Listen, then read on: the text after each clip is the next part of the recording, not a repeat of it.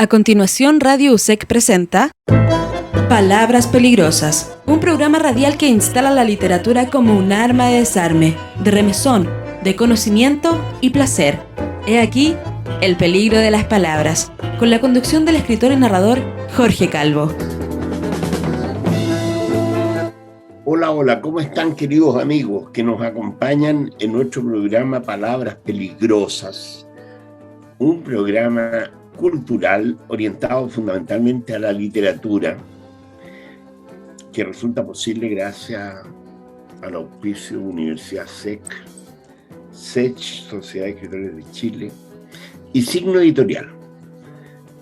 Y a continuación, para no desperdiciar ni un segundo, tenemos un invitado de lujo hoy día con nosotros y queremos aprovechar al máximo el tiempo que nos ofrece este espacio para conversar de temas que no siempre son habituales acá. Nuestro invitado de hoy se llama Cristian Montes Capo, es doctor en literatura y profesor asociado en la Universidad de Chile en las cátedras de literatura chilena contemporánea y teoría literaria. Se desempeña en el Departamento de Literatura de la Facultad de Filosofía y Humanidades. Ha publicado numerosos artículos sobre literatura hispanoamericana y chilena en distintas revistas de la especialidad. Es autor del libro Osvaldo Soriano, una contrautopía posmoderna, y de una serie de capítulos insertos en libros especializados en literatura chilena e hispanoamericana.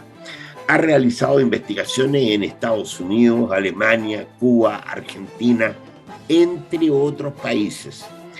Ha sido becado por el DAAD alemán para realizar investigaciones en el Instituto Iberoamericano de Berlín. Ha sido profesor visitante en la Universidad de Friburgo, Alemania. Es un verdadero honor tenerte esta tarde con nosotros, Cristian. Le damos la más cálida bienvenida. Como esto es virtual, no te podemos servir un trago o algo así, pero tendremos que tomar agüita a la distancia.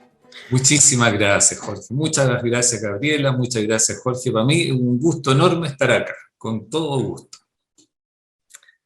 Mira, queríamos comenzar como lo hacemos normalmente con algunas preguntas así como: ¿tú consideras que las palabras son peligrosas? Yo creo que pueden ser peligrosas, ¿no es cierto? Porque explotan en significaciones muchas veces independientes del uso que se hace de ellas. Fíjate que nunca se me va a olvidar que en un curso de retórica que daba Nietzsche, decía, que está publicado, decía que las palabras mismas, ya ellas mismas son interpretaciones de algo, ¿ya? Por lo tanto, es muy difícil tener poder sobre las palabras. El lenguaje no es un medio sumiso para pensar ni para expresarse. Las palabras tienen mucha energía en su potencial, digamos, ¿no? No son fácilmente capturables. Es difícil decir lo que uno quiere decir. A lo mejor es casi imposible por los efectos mismos de las palabras. O sea que podemos decir que las palabras en sí ya son la máscara de algo, ¿no? Así parece, ¿no? Sí. Al lado es... Y eso ya es peligroso. Eso ya es peligroso. Exactamente. Hay un texto muy interesante, Severo Sarduya, que se llama el discurso sobre el barroco, ensayo sobre el barroco, y cuando él analiza el texto El lugar sin límite de Donoso, él dice que ahí él piensa en esa condición del lenguaje y de las palabras en cuanto que siempre están enmascarando otra cosa. Entonces es como el personaje de la Manuela justamente, que si se le saca una máscara, adentro hay otra máscara y así infinitamente. Y hace esa relación entre esa característica de la palabra y lo que es el personaje, el travestismo del lenguaje y el travestismo en los personajes. Súper interesante. Quiere decir que cada vez que conversamos entramos en laberintos que nunca conducen a los mismos lugares, digamos. Oye, otra pregunta, rápida, sí. ¿Cuál es tu signo, Cristian? Es Leo. Leo. Leo, sí. ¿Y cuál es tu color preferido? Mi color preferido es el azul. El azul porque me gusta estar siempre bastante cerca del mar y estoy muy seguido. Yo creo que ese es mi color. Qué bien, ¿eh? ¿Y tu hora preferida del día? ¿Cuál es la hora que más te gusta en el día? El conticinio, lo vespertino, así como Ah, cuando ya se empieza a oscurecer, sí, esa es la hora que me siento mejor y por eso que es la hora que generalmente estudio mi guitarra, que yo soy guitarrista clásico y estudio mi guitarra y me gusta escuchar la música que toco. Es, es muy interesante. a esa hora. ¿Cómo está ahora Bien. ya, ligerito? Gabriela, ¿tienes tú alguna pregunta para Cristian? Bueno, primero agradecer a Cristian por su tiempo, la generosidad de compartir sus conocimientos y palabras. Y bueno, quería preguntarte, ¿cuál es tu palabra favorita? ¿Cuál palabra te encanta? Ya sea por su sonoridad o Ah, significado. claro, una palabra. Tal vez siempre la palabra carencia ¿Ya? siempre me ha sido interesante, productiva, como que se abren muchas significaciones. La palabra carencia, hasta su ¿Sí? sonoridad me atrae, digamos. Uh-huh. ¿Y cuál es tu palabra que no te, qué palabra no te gusta? A veces las palabras alambicadas, por ejemplo, yo nunca me voy a olvidar que viendo las traducciones de un poema, de un verso de Rimbaud, Uh-huh. que lamentablemente no leo francés, no tengo nunca me formé bien en eso, entonces vi una traducción de un verso, dice, cuando sentía la belleza en mi rodilla y me harté de ella, y fui viendo las distintas traducciones, y una decía, y la encontré, y me harté de la belleza y la encontré execrable.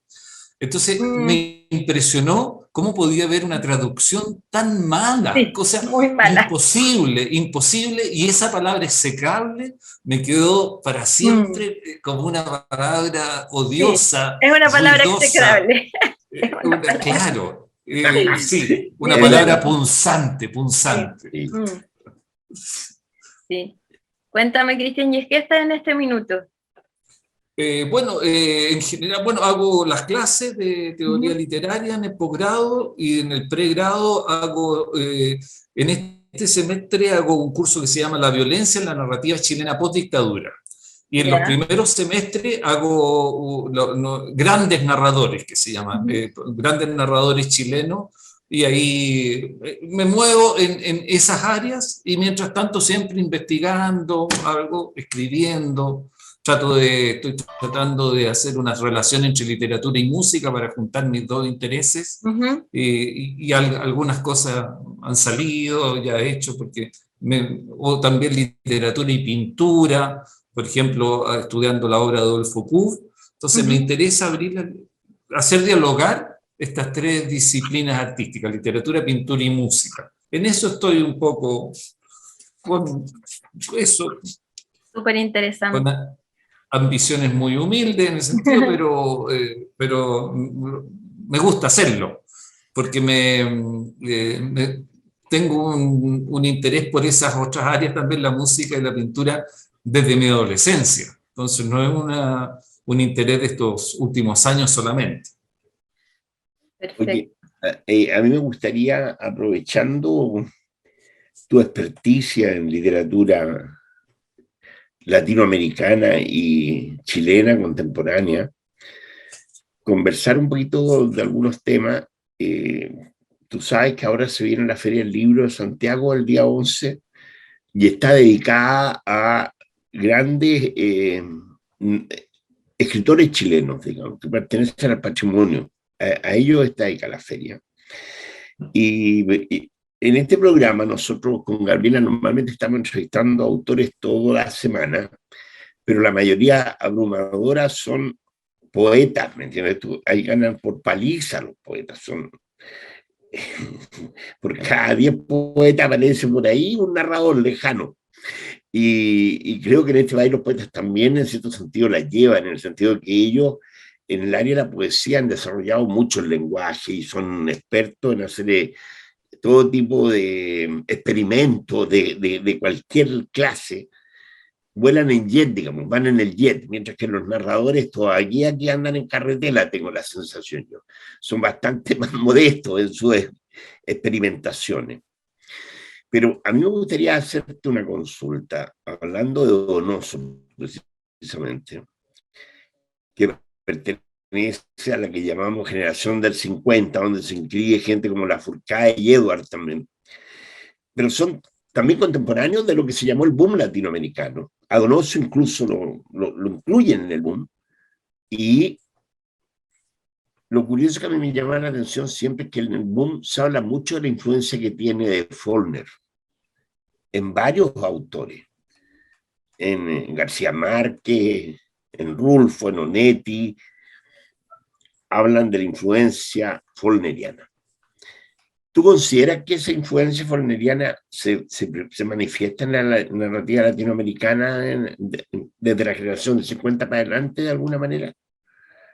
Sí, sí, pienso que sí, aunque más, diría yo, con los novísimos que con la del 50 inicial, porque si tú revisas todas esas primeras novelas de los del 50, Para subir al cielo de Lafourcade, Coronación de Donoso, La difícil juventud, más bien se ve una influencia de otra naturaleza, se ve una influencia de la literatura, de la narrativa existencial, que así le llama Julián María a partir del texto que escribió sobre Unamuno, empieza a hablar de narrativa existencial, ¿ya?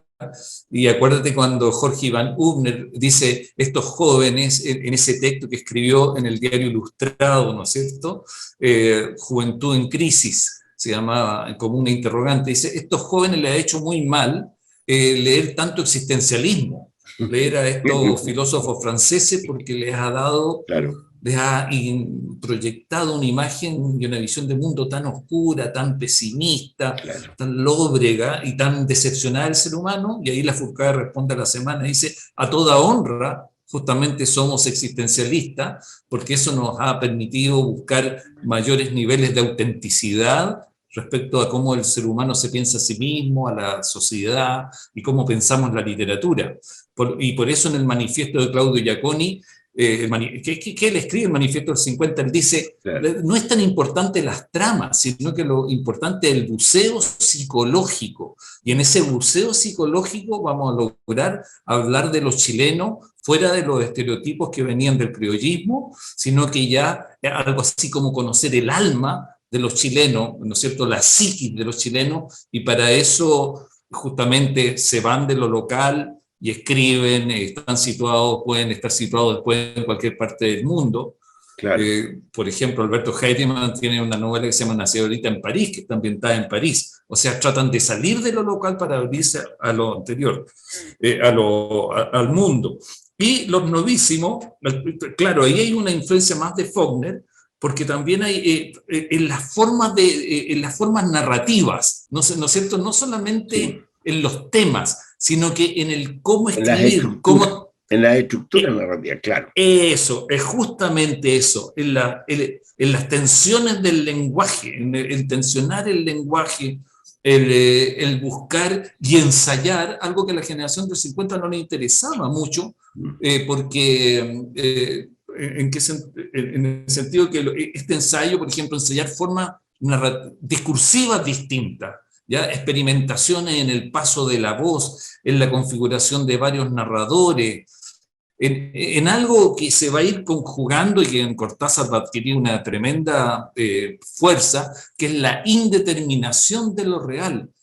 Sí. Un lenguaje lleno de dispositivos de indeterminación, ¿no es cierto?, que van llenando de ambigüedad aquello que se llamaba realidad. Acuérdate que José Donoso decía, yo cuando empecé a escribir me encontré con dos fantasmas, uno, el criollismo, ¿no es cierto?, y por otro lado, la novela socialista de Nicolás Guzmán, y yo, para decir lo que quería decir, necesitaba otro lenguaje, llevar al límite esos dos lenguajes no me era suficiente, sino que tener que crear una manera distinta de decir el mundo, y por eso el irrealismo se empieza a conjugar muy fuerte, Y en eso, en esa característica, la indeterminación, la ambigüedad, Faulkner es muy importante, como también las formas discursivas para que esa indeterminación se inscriba en los textos.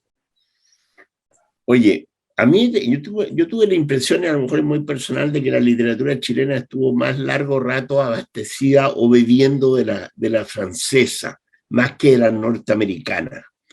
Y ahí hay una, digamos, forma muy distinta de ver y enfrentar la literatura. Pero después de la generación del 50 van a aparecer los novísimos. Y cuando los novísimos se levantan, digamos, con gente como Skármeta, Dorfman o Polidela, no hay varios, el Mono Olivares, Jerez, Ramiro Rivas, que todavía anda por ahí dando vueltas. A quien le hago un saludo, le envío de acá. Ellos van a buscar esto que ellos llamaron el lenguaje coloquial, el lenguaje de la calle, y está muy tomado de on the road, de los consejos del decálogo de Jack Kerouac. Escribe visceralmente de lo que te nace. Eso es como dejar un poco fuera a Faulkner, ¿eh? Es como salir de Faulkner. Eso pienso yo también, eso pienso yo, porque toda esta generación de los novísimos, ¿no es cierto?, es justamente de dónde se nutren, de experiencias tan fuertes como el hipismo, como la revolución cubana, como la figura de Fidel Castro, como la experimentación con las drogas, como, entonces estos personajes juveniles de los textos, por ejemplo, de Skármeta, El entusiasmo, Desnudo en el tejado y Tiro libre, no, son pruebas o son muestras justamente de esa fuerza, de esa nueva energía que hace que a través de esos referentes que estábamos hablando, el lenguaje ya necesite estar transitando permanentemente entre lo popular y lo docto. Skármeta en una entrevista decía, mis textos son así, entonces yo me nutrí de la literatura clásica, de todo eso, y eso está presente de alguna manera también ahí, pero también de lo popular, de la experiencia popular, no solamente de la cultura popular. Entonces, como que se desdibuja la oposición entre cultura letrada y cultura popular a partir de esta conjunción de tantos aspectos, como decíamos, en esta especie de contracultura, y una contracultura muy interesante que en el caso de Skármeta, tú ves que entre el primer libro, El entusiasmo del 67, Desnudo en el tejado del 69 y Tiro libre del 72, igual, a pesar de que lo que fluye de manera más, perdón la redundancia, de manera más fluida, es toda esta conjunción de esta juventud que está descubriendo el sexo, está descubriendo los viajes, está descubriendo la droga, está descubriendo los movimientos políticos, pero en Tiro libre, que ya estamos en el 72, ya en ese mismo libro de Skármeta, las preocupaciones de esos jóvenes también tienen que ver con lo que está pasando en la política y en lo concreto. Hay como una especie de descubrimiento del otro, ya no es solamente un deseo egótico o egocéntrico por experimentar la vida en toda su intensidad, sino que también un acceso al otro, y en ese otro la demanda, empiezan a haber unas demandas de justicia, una conciencia social. Entonces vamos viendo cómo la narrativa va cambiando también lentamente, mostrándonos visiones de mundo diferentes. Sí. Oye, esto del lenguaje coloquial también en un momento determinado llega hasta la poesía, afecta a la poesía. Digamos. Me imagino ese poema terrible de la generación de Beat, el vómito, el vómito ese que... El grito, ¿ah? Claro. El aullido, creo que el aullido, claro. El aullido. Que fue muy leído acá, además. Sí, y yo creo que tiene influencia sobre Parra también. Yo creo que mucho de Parra viene de esa parte. Creo yo, en mi idea, porque yo lo mío, la poesía no es mi fuerte, pero sí de Gabriela. Gabriela sabe más que yo de esto y puede a lo mejor hacer también su comentario. Porque si no me acaparo yo mucho el micrófono. Sí, se van cruzando, habla. Perdona, Gabriela, por favor. Sigue tú, Cristian. No, por favor. No, No, no, no. sigue tú. No estaba muy interesante lo que estabas diciendo. No, Sigue. no, no. Que estabas diciendo que No, se estaba solamente cruzando. sumarme a lo que decía Jorge, que aparecen distintas hablas, que en el lenguaje poético también se Manifiesta. evidencia, distintas hablas, que son distintos registros de habla también. Entonces no es solamente que lo serio, no es solamente lo letrado y lo popular, sino que lo serio y lo cómico, digamos, ¿ya? Con toda una carnavalización del lenguaje, la sátira, justamente eso, ¿no? Toda una dimensión satírica, carnavalesca del lenguaje, como si cualquier elemento de seriedad a nivel de contenido también tuviera inmediatamente su doble, su opuesto, digamos, en aquello que corroe esa seriedad. Por ejemplo, la ironía, la tremenda fuerza que tiene la ironía, ¿ya? Y todo en ese tiempo, en ese momento. Gabriela, ¿tú qué piensas respecto a eso de la poesía también? Por favor. No, yo creo que fundamentalmente son lenguajes o formas de usar la palabra como recursos expresivos que quieren. Entonces, no es raro que se crucen, que se conecten. O sea, es como inevitable, pienso yo. Es inevitable, más que tú, o sea, tú bien lo sabes que incluso estás tratando de ver cómo se fragua también en esto la música, la pintura. Creo que hay una muy mala costumbre creo yo, de segmentar mucho los lenguajes artísticos, ¿verdad? Según yo,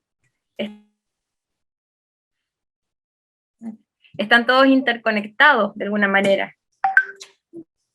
Sí, y eso, Gabriela, entra cruza estos distintos ropajes estéticos, digamos, ¿no? de la pintura o del sonido, de la palabra, porque, por ejemplo, en la narrativa de los novísimos, vemos la música que está presente. Siempre está sonando la música, en este caso el rock, ¿no es cierto? El rock, la música del rock.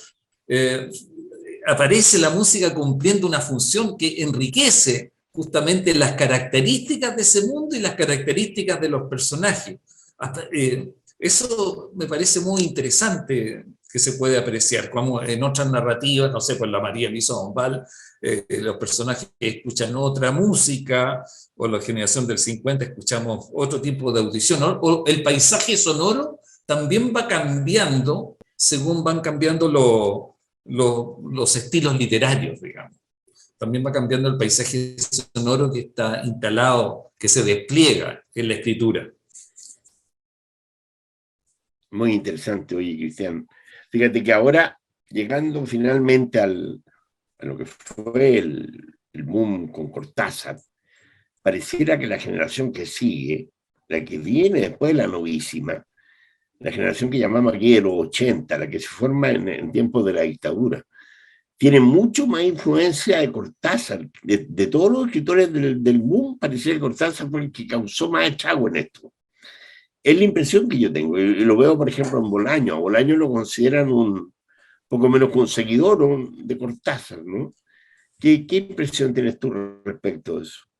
Yo creo lo mismo, fíjate. Yo creo que de los escritores del boom, el que ha seguido resonando, por ejemplo, en la generación del 80, el que más ha resonado ha sido la figura de Julio Cortázar.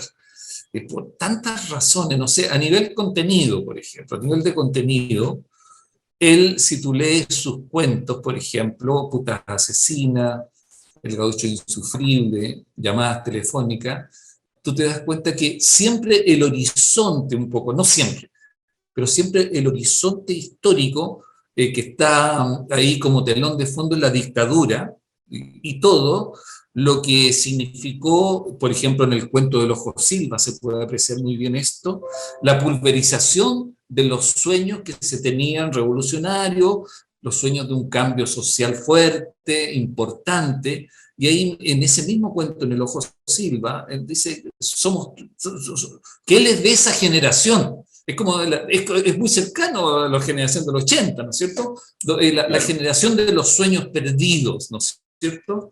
Entonces, como dice personaje, dice el personaje fracasado, pero que a pesar de todo, ¿no es cierto?, se levantan y siguen adelante, se levantan y siguen adelante, aunque eso signifique la locura. Hay muchos personajes que enloquecen también en los cuentos. Por otro lado, está el tema de esta sensación que tienen los personajes, la experiencia que tienen los personajes de una carencia muy constitutiva, la palabra carencia, que, por ejemplo, el profesor Cano de la Católica le llama la novela de la orfandad.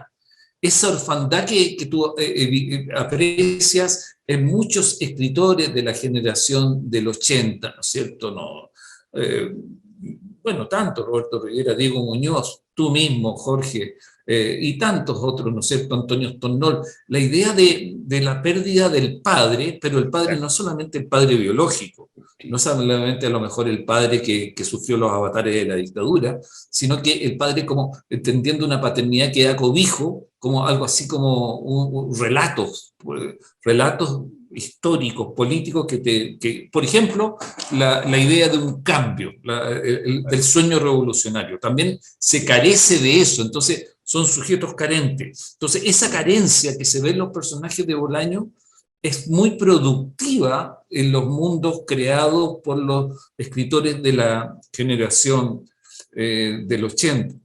Como también, por ejemplo, es muy apreciado esta condición del mundo representado en las novelas de Bolaño y de los personajes. Por ejemplo, como decíamos eso, personajes que vagan, resuena mucho el pensamiento sociológico y filosófico actual en sus novelas.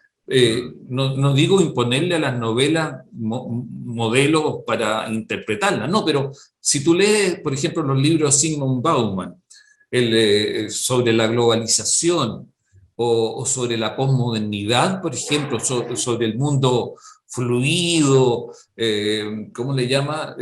Donde todo, como decía Marshall Berman, todo se desvanece en el aire, nada queda, nada cuaja. Incluso el concepto de identidad mismo ha entrado en crisis porque todo se lo lleva todo este fluir, este dinamismo que cruza todo.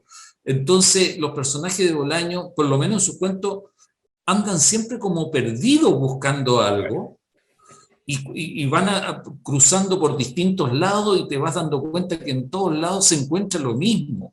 Y no hay forma de cómo se muestra la dificultad de acceder, de fundar una relación con un otro. En una entrevista, Bolaño dice, cuando uno está mal, el otro es un fantasma. No hay forma de comunicarse porque tu dolor y tu conflicto llena todo tu mundo interno, tu deseo de abrirte al otro se hace casi tremendamente dificultoso.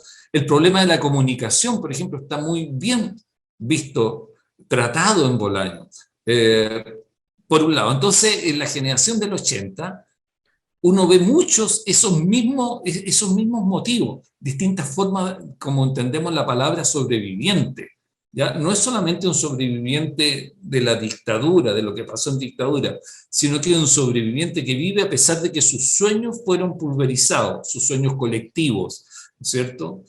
En la generación del 80 también vemos muchos escritores, porque la generación del 80, como dice... como dicen los críticos, hay tantos estilos, hay tantas características que lo único que tienen en común es la condición etaria, más o menos de edad es parecida, porque son todos muy distintos. Pero hay ciertos comunes denominadores, porque hay una cierta, como dice la profesora Patricia Espinosa, que si hay un tipo de épica, son épicas individuales, como si se hubiera roto en el país de alguna forma un tejido social. Instancias que permitían perfilar una comunidad. Hay una ruptura de las formas comunitarias que hay algunas novelas del 80 las representan tremendamente bien. Eso a nivel global se ve en la obra de Bolaño. Entonces yo veo una relación muy importante entre Bolaño y la generación del 80. Está muy cerca de la mano. No sé si quieres que hablemos de Cortázar un poco también. A mí me gustaría, mira, quedan dos minutos y medio de programa. Nada, se nos pasó volando. Y quería preguntarte, ¿qué distinción notas tú de la novela actual, de la narrativa actual, en referencia a la generación del 80? ¿Hay algún cambio? ¿Has podido identificar alguna tendencia narrativa?